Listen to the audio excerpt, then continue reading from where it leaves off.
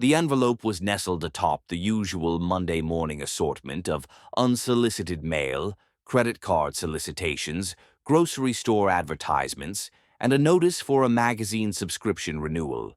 However, this particular piece bore the distinct Honda emblem in its corner and was addressed to my wife, Christina. I opened it while enjoying my morning coffee, anticipating some marketing fluff about an upcoming model year. Instead, the bold red letters declared, "Important Safety Recall Notice." As I skimmed the contents, I learned that Christina's 2023 Honda Accord, a vehicle leased by her company as part of her compensation for her role as sales director, was subject to a manufacturer recall concerning the passenger airbag system. The communication strongly advised immediate service and provided a toll-free number for scheduling. Glancing at the clock, I noted it was 7:15 in the morning. Christina had already departed for an early client breakfast meeting, a scenario that had become increasingly commonplace over the past several months. As the operations manager at our local manufacturing facility, I was well acquainted with demanding work schedules, but her current pace seemed almost frenetic lately. I retrieved my phone and dialed the number for the dealership. After navigating the automated menu, a service advisor connected. "Honda Service, this is Mike Palmer speaking. How can I help you today?" he inquired. "Hi, Mike. I'm calling about a recall notice for a 2023 Accord," I replied. I read him the vehicle identification number from the letter. "Let me pull that up for you, sir." I could hear the faint sound of a keyboard clicking in the background. "Okay, I've got the vehicle here. And your name?" "Daniel Foster. It's my wife's car, actually. Christina Foster." More keyboard sounds, followed by a pause that felt just a fraction too long. "Mr. Foster," Mike began, his tone suddenly cautious, "I'm showing that this recall service was already completed on this vehicle." "Really? When was that?" "My wife didn't mention it." Another pause. "Let me verify the date here. November 18th, about 3 weeks ago." "Huh? She must have forgotten to tell me." I started to express my thanks and prepare to hang up, but something in his hesitant delivery made me pause. "Was there any issue with the service?" I asked. "No, sir. The service went fine. It's just—" He trailed off. "Just what?" "Well, sir, I was the advisor who handled that appointment, and I remember it because your wife came in with her husband that day. At least, that's who I assumed he was." My coffee mug froze midway to my lips. "I'm sorry, what?" "The gentleman who was with her, he was listed as an alternate contact on the service ticket. I just assumed. I mean, they seemed like—" Mike was clearly uncomfortable now. My heart began to beat more rapidly, that peculiar physical sensation when your body senses impending trouble before your mind fully grasps it. "What did you say his name was?" "Hold on. Let me pull up the full ticket." More keyboard sounds. "Robert Martinez. He's listed here as an alternate customer contact for future service notifications." I placed the coffee mug down, fearing I might drop it. "Can you tell me anything else about that visit?" Mike hesitated. "Mr. Foster, maybe you should come in and look at the service records yourself. I can't really. I mean, this feels like something you should see in person." "I'll be there in 20 minutes." I grabbed my keys and wallet, my mind racing. Christina had never mentioned visiting the dealership. November 18th. I opened my work calendar on my phone as I walked to my car. That was the day I had driven to our regional facility, 3 hours away, for an all-day operational review meeting. I had departed at 6 in the morning and did not return home until nearly 9 that night. The dealership was a mere 15 minutes from our home. I arrived in 12. Mike Palmer, a man in his early 30s wearing the standard Honda service uniform, had the service records printed and ready for me at his desk. His expression conveyed that he had inadvertently stumbled into a complicated situation. "Mr. Foster, I want to be clear. I'm not trying to cause any problems, but when you called asking about the recall and I saw this in the system, he said, sliding the papers across the desk. The service ticket appeared standard at first glance. Vehicle information, service date and time. November 18th, 2:30 p.m. Appointment. Service performed. Airbag recall repair. No charge for the recall work, but there was a $247 charge for an oil change and tire rotation that Christina had apparently requested. Then I noticed the customer signature line, Christina's familiar handwriting, her complete signature. Below that was a section I had previously overlooked, alternate contact information for service notifications and vehicle pickup authorization. Name, Robert Martinez. Phone, email, relationship to primary customer. The box was checked, spouse, partner, and there was his signature, bold and confident, directly below Christina's. He paid for the additional services, Mike added quietly, pointing to the payment section. Credit card on file, Robert Martinez, Visa ending in 4829. My hands began to tremble. I placed the papers back on the desk before I could crumple them. There's more, Mike continued, appearing even more uneasy. It's our standard procedure for alternate contacts who might pick up vehicles. We make a photocopy of their driver's license for our records. Security protocol. He slid another paper across the desk.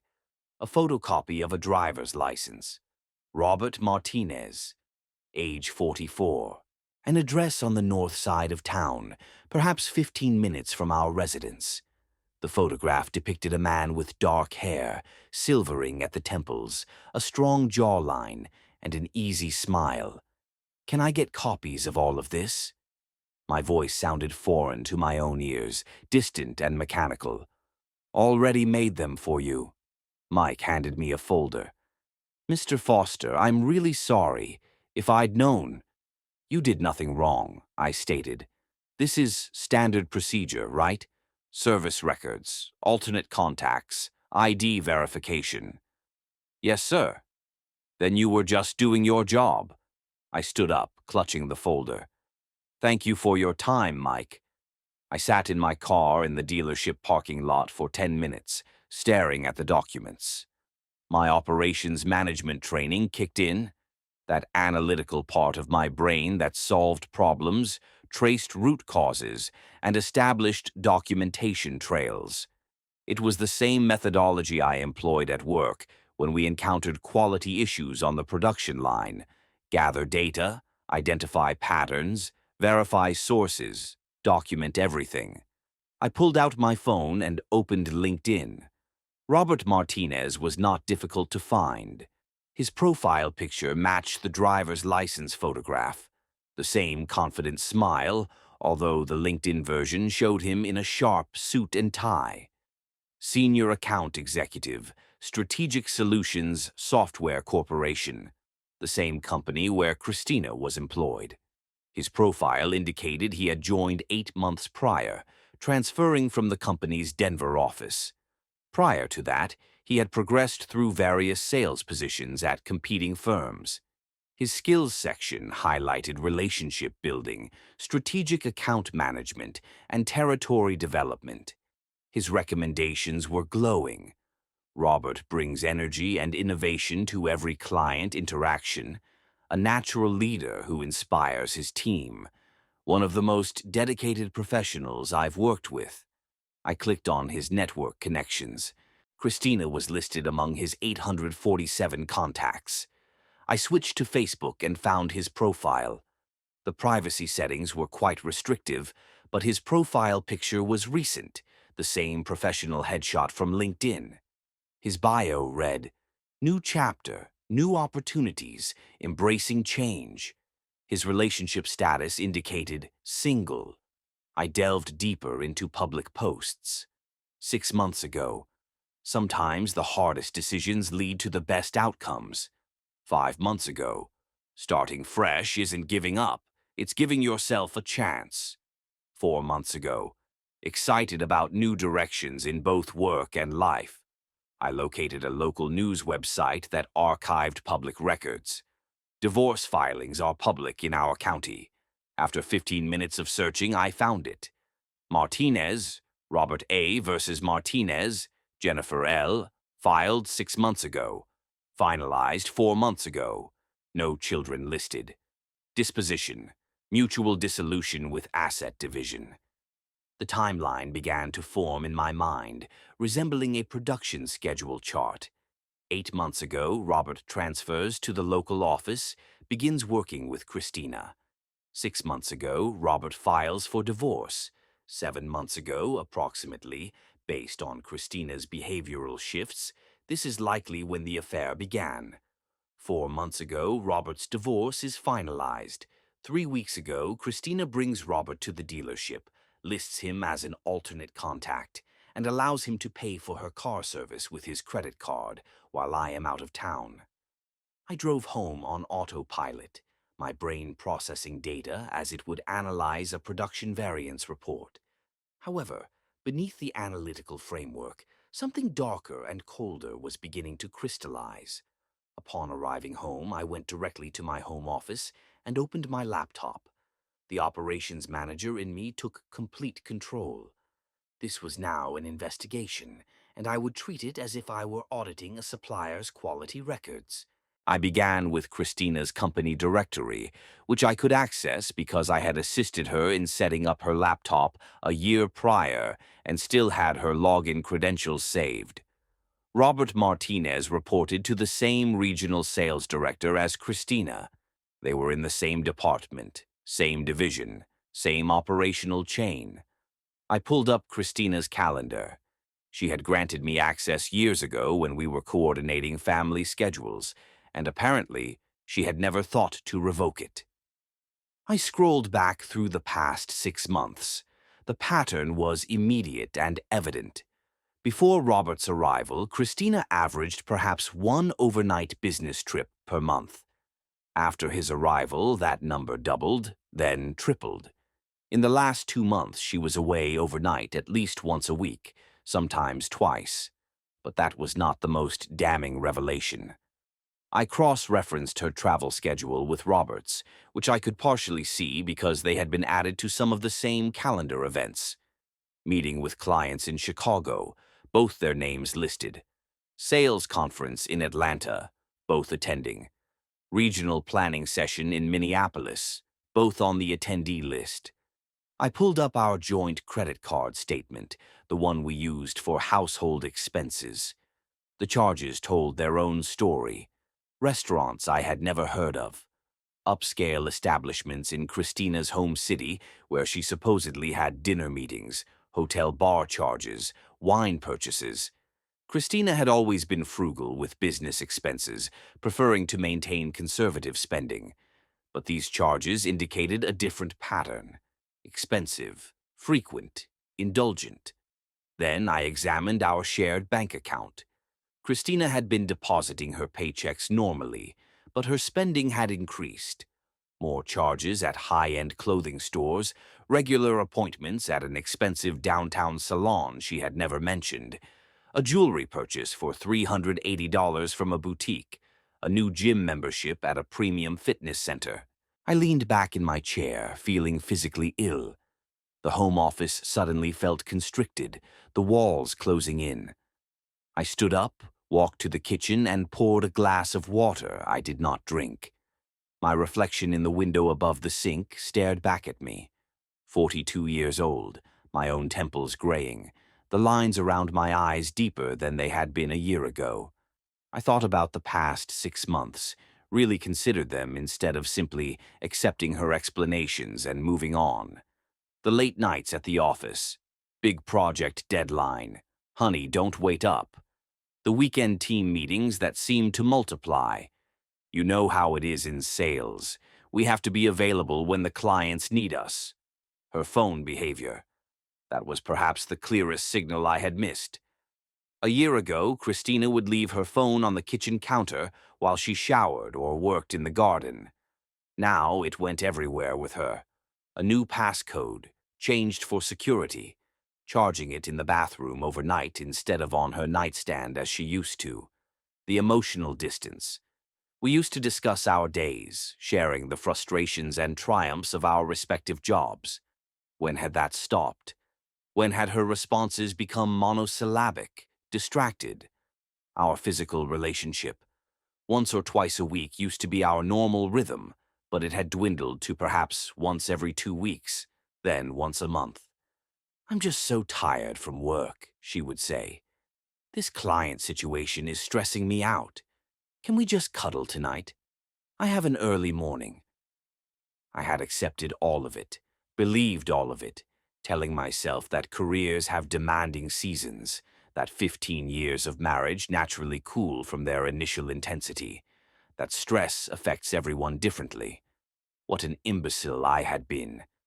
I returned to my computer.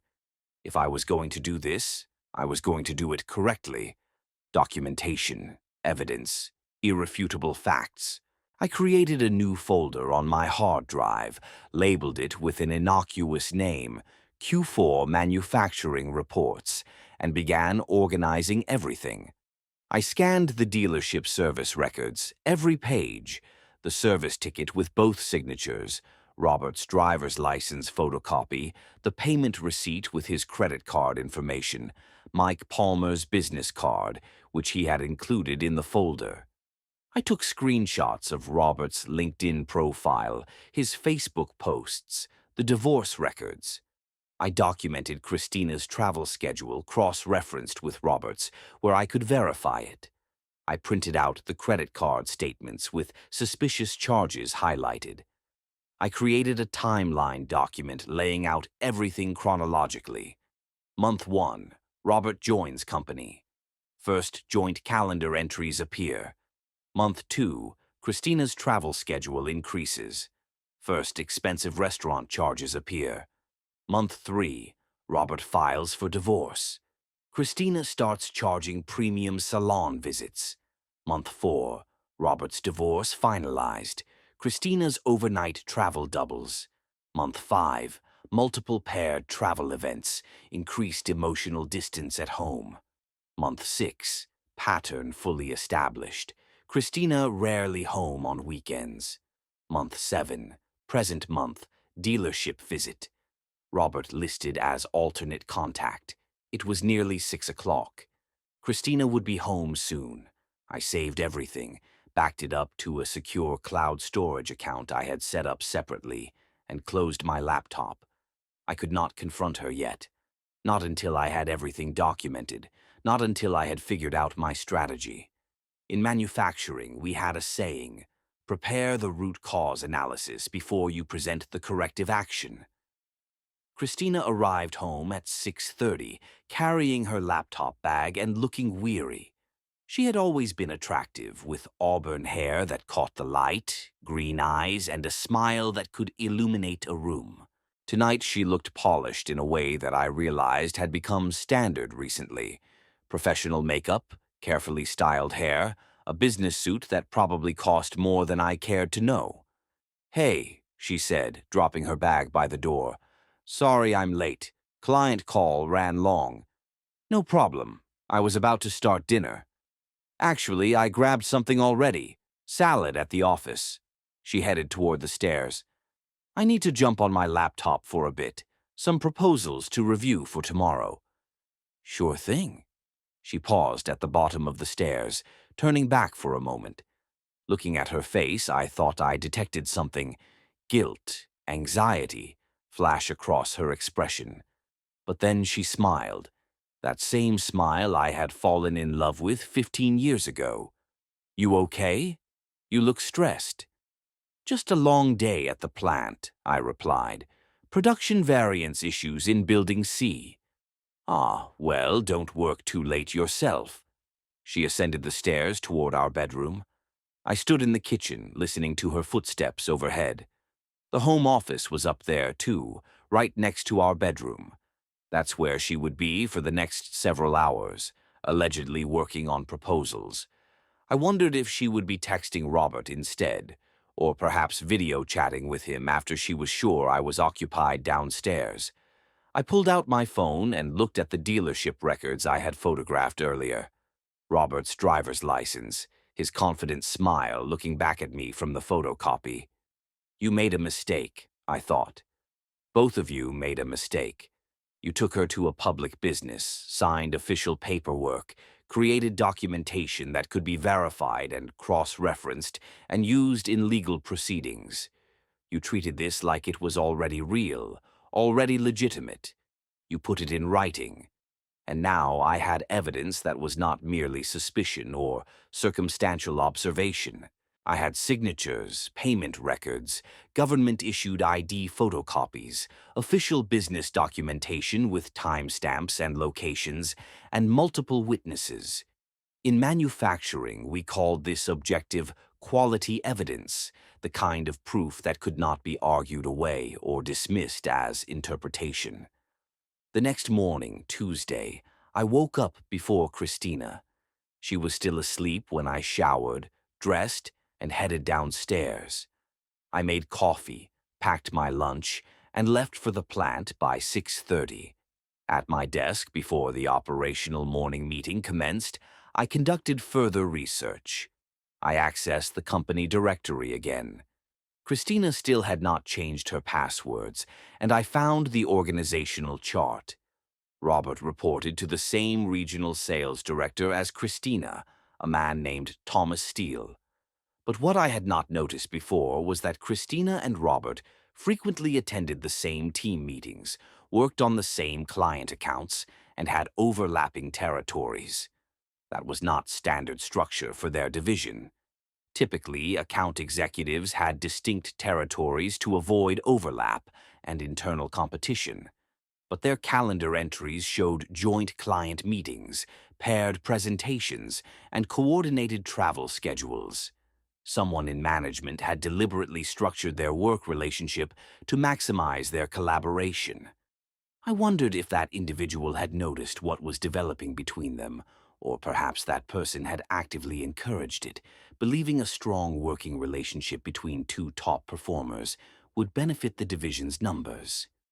I pulled up their company's internal expense reporting system. Christina had granted me access to this as well years ago when she needed assistance reconciling some receipts for her taxes. Another access point she had apparently forgotten about. The expense reports told their own story. Business dinners that extended late into the evening. Hotel upgrades from standard to premium rooms. Rental car charges when company policy would have covered taxis or ride shares. Christina's submissions always had proper receipts and client names attached, but the pattern was clear. These were not simply business expenses. They were expensive, intimate, indulgent, and buried in Robert's expense reports, which I could see because they went through the same approval chain as Christina's, were matching patterns. Same restaurants, same dates, same client names listed as justification. They were billing the company for their affair. I documented everything, screenshots, printed reports, highlighted entries, added it all to my growing evidence file. That evening, Christina arrived home at 7:30, even later than the night before. "Another client call?" I asked, maintaining a neutral tone. "Yeah. And then Thomas wanted to discuss Q1 planning. Sorry, I should have texted." "No worries, I made pasta. There's plenty left if you're hungry." "I'm good. Ate at the office." She set down her bag, pulled out her phone, and glanced at the screen. A small smile crossed her face before she caught herself and schooled her expression back to neutral. "I'm going to take a quick shower and then do some work in the office." "Sounds good." She headed upstairs. I eventually heard the water running, the familiar sounds of her nighttime routine. When she came down an hour later for water, she was wearing yoga pants and a comfortable sweater, her hair still damp. "You're still up?" she asked. I was sitting on the couch watching a documentary about manufacturing innovations. "Yeah, couldn't sleep. This is actually pretty interesting." They were discussing the principles of lean manufacturing. She offered a curt nod, her thoughts already drifting back to her office. Please don't overextend yourself. You're already working far too much, said the woman who had consistently stayed until midnight every night that week. A flicker of defensiveness, perhaps guilt, crossed her eyes, but she masked it with a forced laugh. Sales never rests, you know that. After she returned upstairs, I retrieved my phone and accessed my compilation of evidence. I believed I had sufficient proof, more than enough, in fact. However, I was determined to amass such an irrefutable collection of documentation that any possibility of denial or alternative explanations would be eliminated. On Wednesday, I took an extended lunch break and drove across town to the address listed on Robert's driver's license. It was a relatively new apartment complex, the sort of mid-range dwelling often occupied by men who had recently gone through a divorce. The property featured 3-story buildings arranged around a common courtyard with an underground parking facility. The complex was nondescript but appeared well-maintained. I wasn't entirely sure what I was hoping to find. Perhaps confirmation.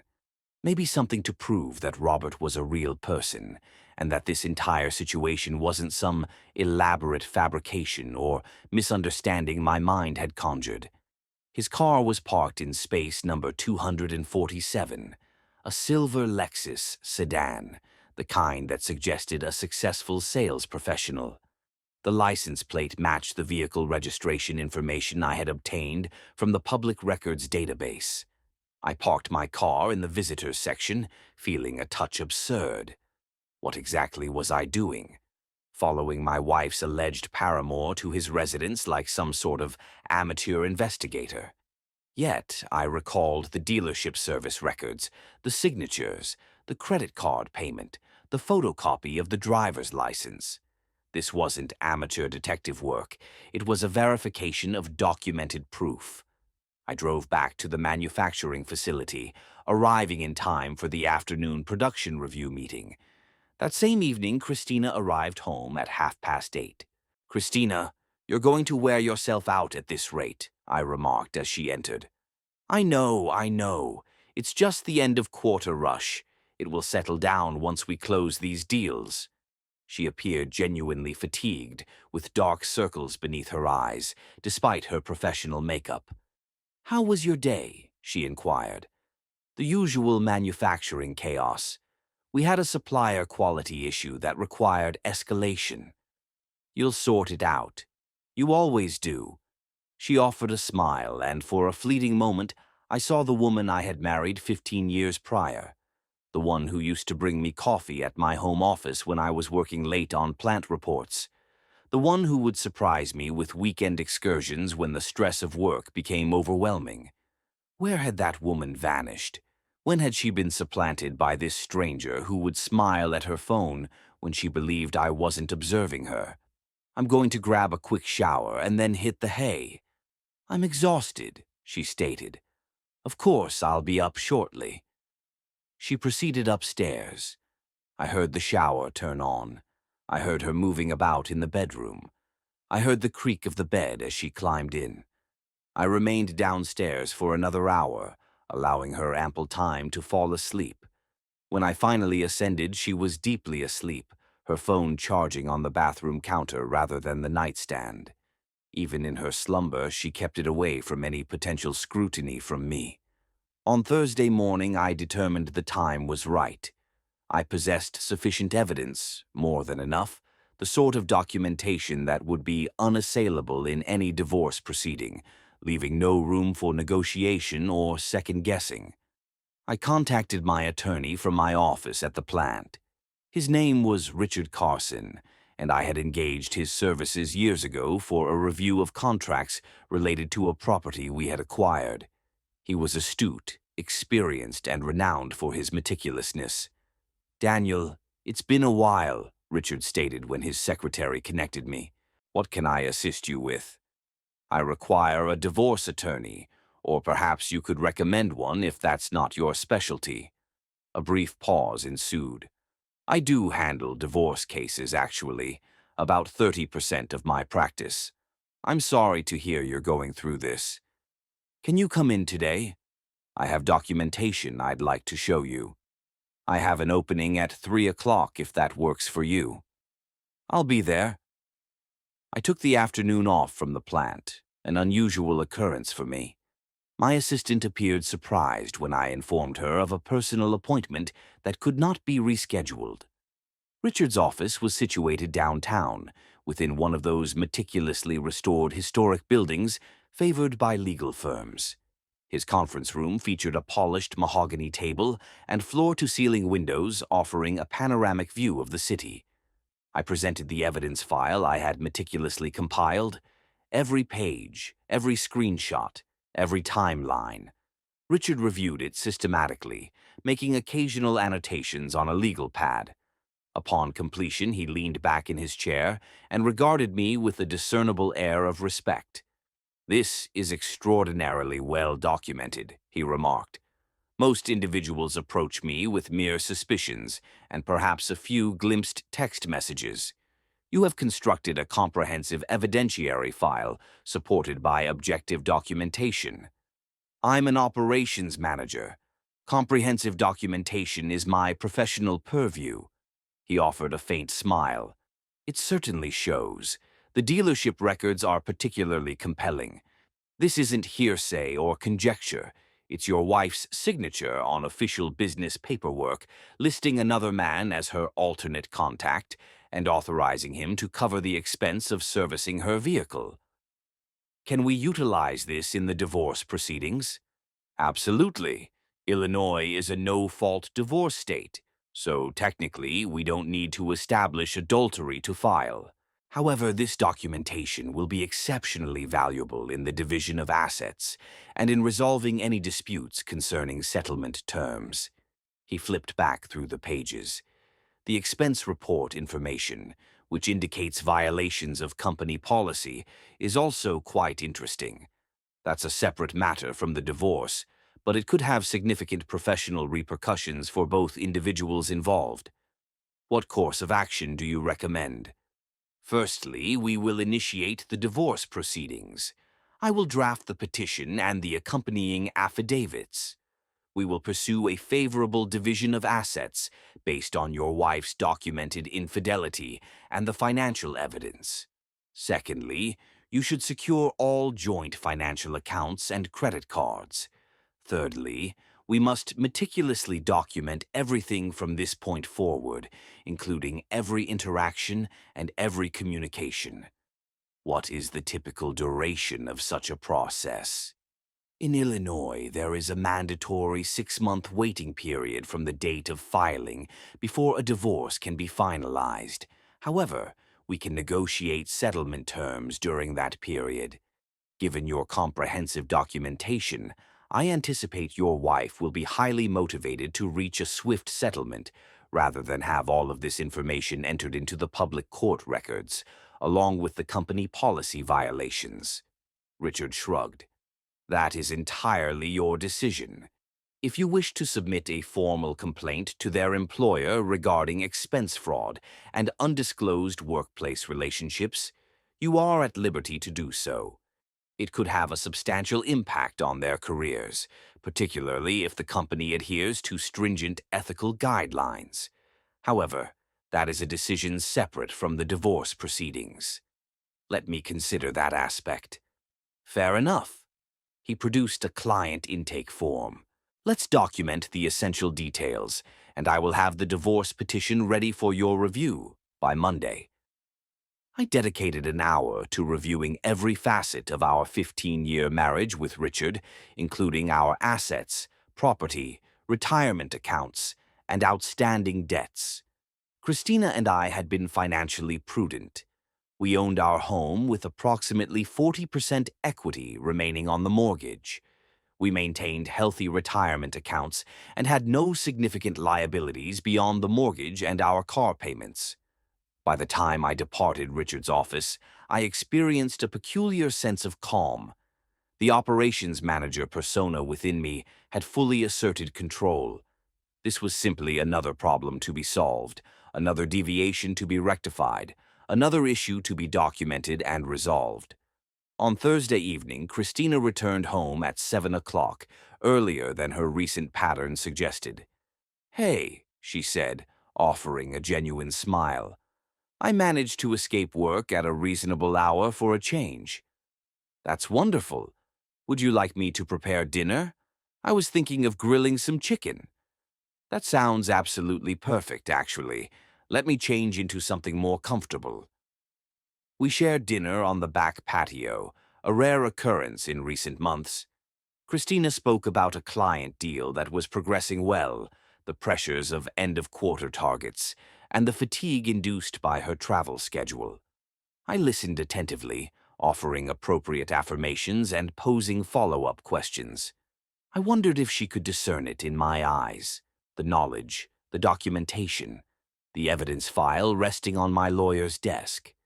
"You're unusually quiet tonight," she observed eventually. "Just tired. We had a quality audit at the plant today. Those always drain me." "I can imagine."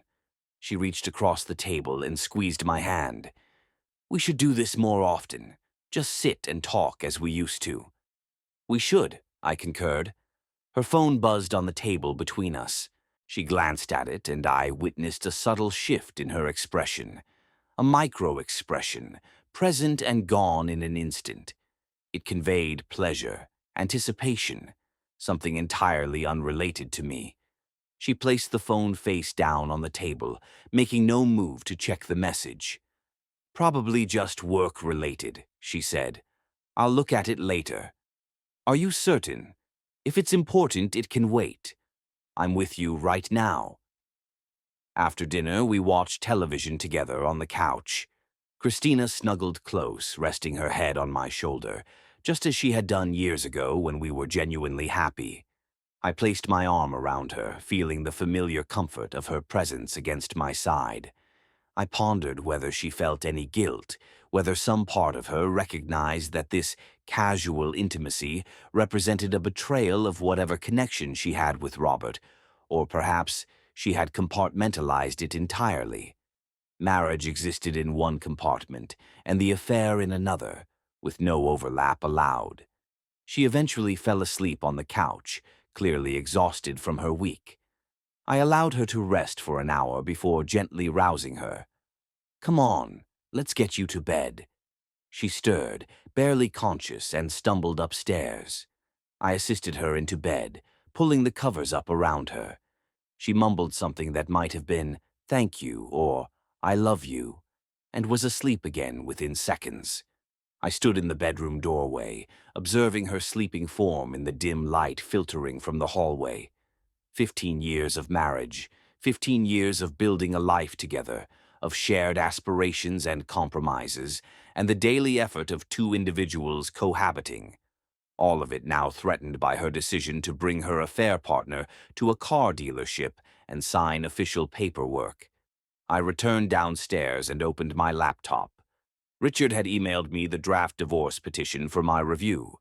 I examined it thoroughly, cross-referencing every detail with my compiled documentation. Everything was present: the dates, the evidence, the requested division of assets.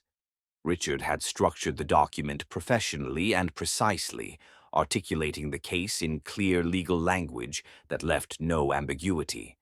I responded with my approval, along with minor formatting adjustments. On Monday, I would sign the papers. On Tuesday, Christina would be served with the divorce papers at her office. By Wednesday, this matter would be public knowledge. Friday morning, I awoke before Christina once again. The routine was the same: shower, coffee, breakfast. However, this time I was walking on eggshells, striving to maintain a facade of normalcy for a few more days. Christina descended around 7:30, appearing refreshed after a full night's sleep. "Morning," she said, bestowing a kiss on my cheek as she passed en route to the coffee maker. It was the kind of casual intimacy that married couples develop over years: automatic, unthinking, comfortable. "Morning. Big day today. Quarter-end madness. I'll probably be late again tonight. Sorry." "It's fine. Do what you need to do." She returned upstairs to dress. I heard her moving about, preparing for the day. the familiar sounds of her morning routine that I had heard countless times before. My phone vibrated with a text message from Richard. "Papers ready for signature. Stop by any time today." I replied, "We'll be there at lunch." At noon, I drove downtown to Richard's office. The divorce petition was professionally printed and bound within a blue legal folder. I perused it once more, despite having already approved the draft. "Once you sign this, there's no turning back," Richard advised. "Well, technically, you could withdraw the petition, but it's a formal legal filing. This becomes real." "I understand." I affixed my signature to all the requisite pages. My handwriting appeared steady and controlled, betraying none of the internal turmoil I was experiencing. "I will file this with the court this afternoon," Richard stated. "The process server will deliver the papers to Christina's office on Tuesday morning. You might want to be prepared for her to contact you immediately afterward." "I'll be at work. She can contact me there." "One more thing," Richard added. "You should probably stay somewhere else on Monday night. When she is served on Tuesday, she will likely want to come home and confront you immediately. It's best if you are not present for that initial reaction. I have a colleague who resides near the plant. I will ask if I can stay with him Monday night." "Good. And Daniel, I know this is difficult, but you are doing the right thing. Based on this documentation, you have excellent grounds for a favorable settlement." I drove back to the plant, the signed papers in my briefcase. It felt heavier than it should have, as if I were carrying something more substantial than mere paper and ink. That evening, Christina returned home at 9 o'clock, later than ever before. "Christina, this is becoming absurd," I commented as she entered. I know. Just 2 more weeks until the quarter end closes, and then things will calm down. I promise." She appeared genuinely contrite. "I'm sorry, Daniel. I know I've been absent lately." "Yes, you have been." She placed her bag down and walked over to where I was seated at the kitchen table, wrapping her arms around my shoulders from behind and resting her chin on the top of my head. "I'll make it up to you," she murmured softly. "After quarter end, let's take a weekend trip somewhere. Just us. No work, no phones, no stress." "That sounds lovely." She kissed the top of my head. "I'm going to grab a quick shower and then crash. Don't stay up too late." "Okay, I won't." She headed upstairs. I heard the water running. I heard her moving about in the bathroom and bedroom. Eventually, the house fell silent, save for the ambient nighttime sounds, the gentle hum of the refrigerator, the soft ticking of the clock on the wall. I remained seated at the kitchen table for a considerable time, my mind a blank canvas. Monday morning arrived with stark clarity. I packed a duffel bag before Christina awoke and loaded it into my car before she descended the stairs. When she inquired about my taking a bag to work, I explained that I might need to remain near the plant overnight due to late-shift production trials we were conducting. "Okay, just text me if you're not coming home," she said, offering a customary goodbye kiss. "We will." I drove to work on autopilot. Upon arriving at the plant, I followed my usual routine: the morning production meeting, quality reviews, operational reports. Yet, beneath the surface, I was meticulously counting down the hours until the following morning. That evening, instead of heading home, I drove to the residence of my colleague, Brian. Brian was another operations manager, a divorced individual who possessed an understanding of complex personal situations. When I had contacted him on Friday and inquired about staying at his place on Monday night, he had readily agreed without asking for details. "The guest room is all yours, man," he said upon my arrival. "There's beer in the fridge if you need it." "Thanks, Brian. I appreciate this."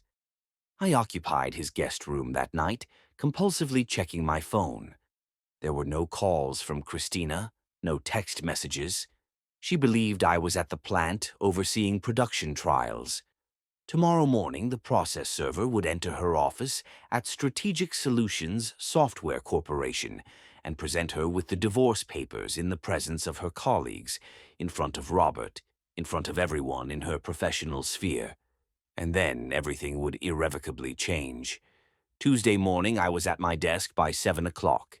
The process server was scheduled to arrive at Christina's office at 9:30, during the lull between early morning meetings and late morning client calls. At 9:45, my phone rang. Christina's name appeared on the caller ID. I allowed it to ring 4 times before answering. "Hey, what's up?" "What the hell is this, Daniel?" Her voice trembled, a mixture of fury and panic. "I just got served with divorce papers at my office, in front of everyone. What the hell is this?" "It's a divorce petition. The paperwork explains everything. You can't just... This is insane. We need to talk about this. We will discuss it through our lawyers. Daniel, please, can we just talk face to face? There's been some misunderstanding." "There is no misunderstanding, Christina. I have documentation, evidence, your signatures on dealership service records, your affair partner's credit card receipts, your expense reports detailing company policy violations. I have everything." A profound silence emanated from the other end of the line. Then, "How long have you known?" "Does it matter? Please, can we just talk? I'll come home right now. We can figure this out."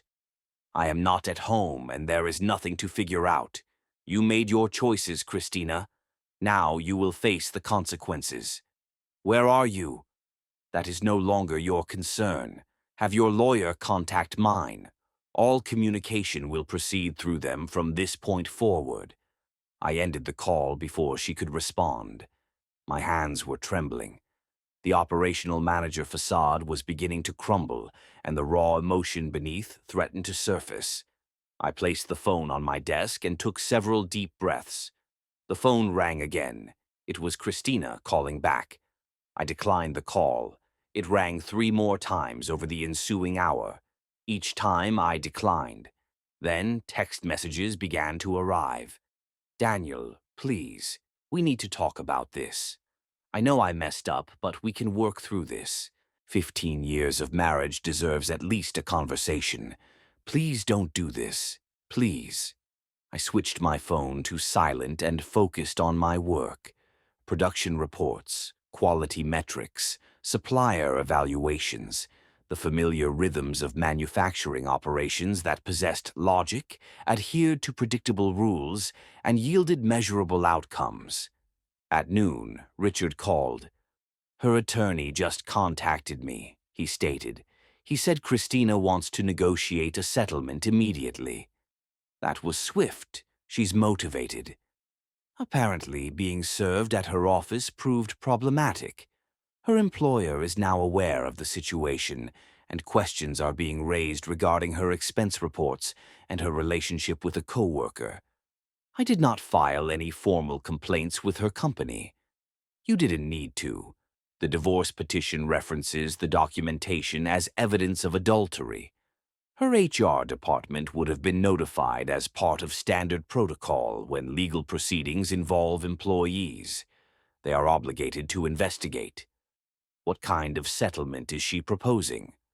Extremely favorable to you, actually. She desires a quiet and swift resolution.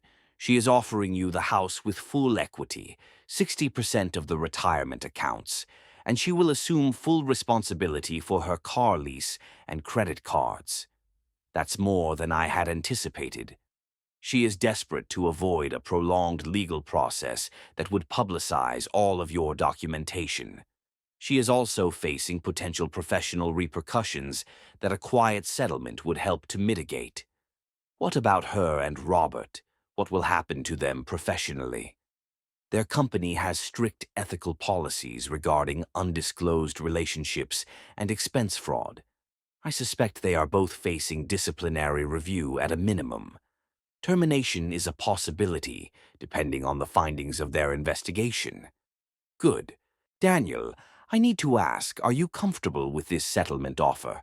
It's highly advantageous, but if you wish to pursue more, no, I want this resolved. If she's offering a fair settlement, let's accept it and move forward. Understood. I will commence drafting the settlement agreement. We can likely finalize this within a few weeks rather than months. I spent the remainder of the week at Brian's residence, evading Christina's increasingly insistent attempts to contact me. She called, texted, and even appeared at the plant one evening in search of me. Security, however, prevented her from passing the gate. The following Monday, Richard called with an update. "The settlement is finalized," he announced. "You get the residence, the retirement assets division we agreed upon, and she assumes accountability for her outstanding financial obligations. The dissolution of our marriage will be officially finalized once the mandated waiting interval concludes. However, for all practical intents and purposes, this matter is settled. What about her professional standing?" I gathered information through the legal community. Her employer concluded their internal review.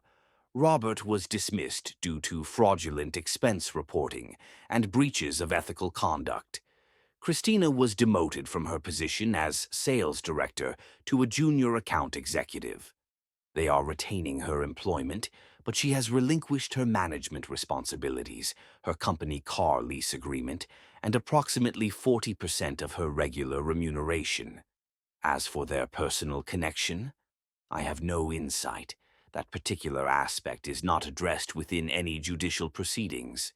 Nevertheless, if I were to hazard a guess, I would surmise that a relationship founded upon fleeting infatuation and deceit struggles to endure when subjected to the unforgiving glare of public examination.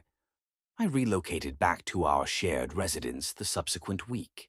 Christina had already departed, taking only her personal effects and garments. The dwelling felt vacant without her presence, yet concurrently it felt purified, akin to eradicating a contaminant from an industrial process.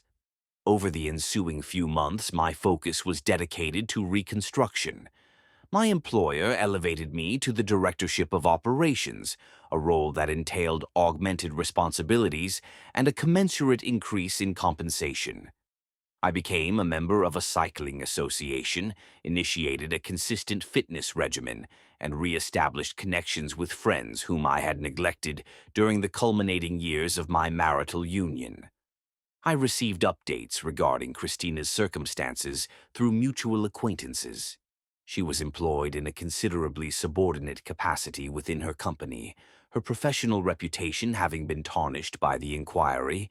She had moved into a modest apartment across town. Her romantic involvement with Robert had dissolved within 2 months of its public revelation. Apparently, their passionate affair could not withstand the realities of public scrutiny and professional repercussions. Robert, as I subsequently discovered, experienced considerable difficulty in securing comparable employment following his dismissal for cause. Sales roles at his professional level necessitate references and thorough background examinations, and a termination predicated on ethical transgressions constituted an indelible stain on his professional history. 6 months subsequent to the finalization of our divorce, I encountered Christina at a supermarket. She appeared altered, aged, weary, the former vivacity absent from her demeanor. She observed me, paused briefly, and then approached. "Daniel," she articulated, "how have you been?" "I am well," I replied. "Are you managing?" She shifted the weight of her shopping cart to her opposite hand. "I wanted to express my apologies for everything," she began. "I made egregious errors in judgment, and I caused you pain in ways that I can never undo." "I appreciate your sentiment," I responded. "You were entirely justified in initiating the divorce. I comprehend that now.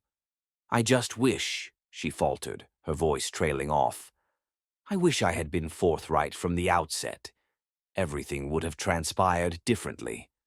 "Perhaps, but that is not how events unfolded," I stated. "No, it is not." She lowered her gaze to her cart, then met my eyes again. "I heard about your promotion. Congratulations. Thank you, I acknowledged. Well, I should be going. Take good care of yourself, Daniel. You as well, Christina. I observed her as she departed down the aisle, propelling her cart ahead of her. There was no sense of vindication in witnessing her diminished state, no feeling of triumph in recognizing that her decisions had tangible outcomes.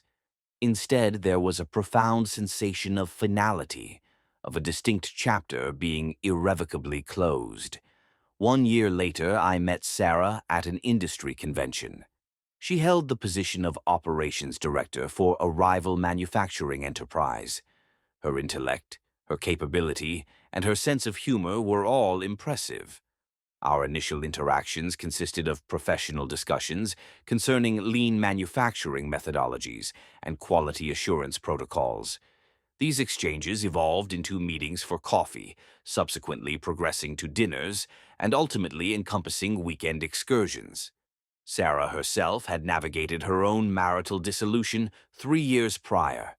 She grasped the intricacies of rebuilding one's life following infidelity, the challenges of re-establishing trust, and the paramount importance of candor in fostering a healthy partnership. We proceeded at a measured pace, without haste or imposition, simply two individuals genuinely engaging in the process of mutual discovery. When we ultimately elected to cohabitate 18 months after our initial encounter at the conference, the experience felt organic and appropriate in a manner that my marriage to Christina never had.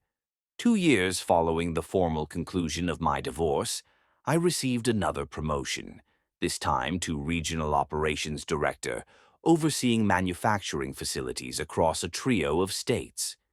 This advancement was accompanied by a substantial salary increase and a relocation to a larger metropolitan area. Sarah and I relocated together, jointly purchased a residence, and cultivated a shared existence predicated on open communication and mutual esteem.